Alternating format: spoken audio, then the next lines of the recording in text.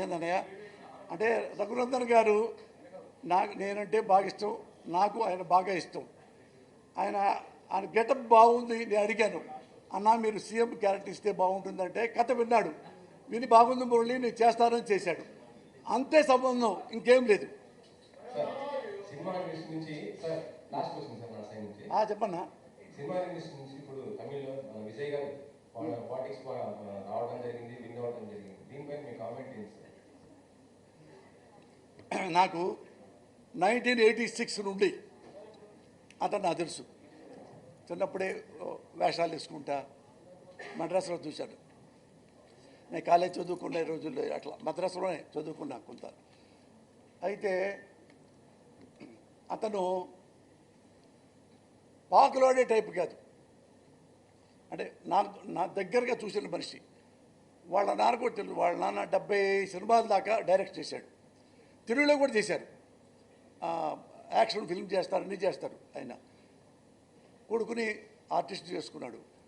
అది కూడా చిన్న చిన్న వేషాలు వేసుకుంటూ ఫస్ట్ ఏది మన కెప్టెన్ అంటారు విజయకాంత్ గారు, ఆయన చేస్తే ఈయన చిన్న చిన్న వేషాలు వేసుకుంటూ అతను తొందరగా మన పైకి రావాలి అనే టైప్ కాదు.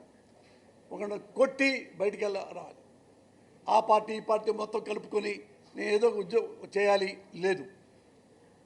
తను అన్నీ అనుభవించిన తర్వాత, అంటే షార్ట్ టైంలో ఇంతమంది ప్రజలు నన్ను లైక్ చేస్తున్నారు. ఏది కమల్ హాసన్ కంటే, రజనీకాంత్ కంటే కూడా ఆ లెవెల్లో వస్తున్నారు. అండ్ అవన్నీ ఉన్నాయి అతనికి. అందుకని నేను పదవిలోకి వస్తే బాగా చేయొచ్చు అనే రాజకీయంలో వచ్చాడు ఆయన. ఇప్పుడు మిగతా తెలుసు కదా, అతనికి 106 వస్తే ఇప్పుడు వాళ్ళు చూడండి ఎంతమంది అతన్ని అభిమన్యుడు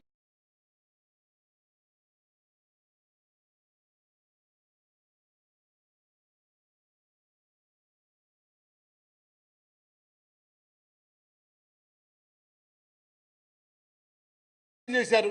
అంటే మరి ఇంకొక పార్టీ సిపిఐ పార్టీ, ఇంకో party DMK party, AIADMK party. అసలు డిఏ కాదు, పాకిస్తాను భారతదేశం ఎంత దూరంగా ఉంటాయో ఏఐడిఎంకే అంత దూరంగా ఉంటాయి. ఇతనికి ముఖ్యమంత్రి అవుతాడో చెప్పి రాత్రి అంతా వేగవాల ఇద్దరు కలుస్తున్నారు అంటే, ఒక ఇబ్బందిగా చెప్పాలంటే మగాడు కలుస్తాడా?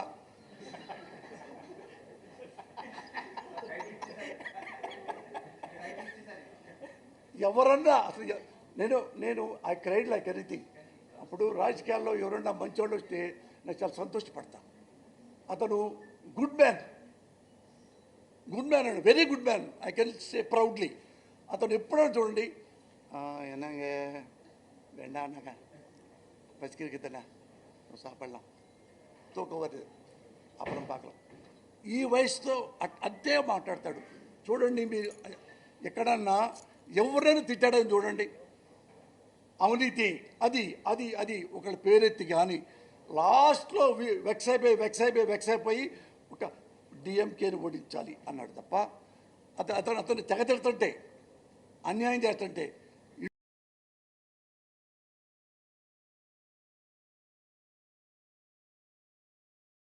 ఇంట్లో తమిళనాడు మొత్తం కూడా ఇతని మొత్తం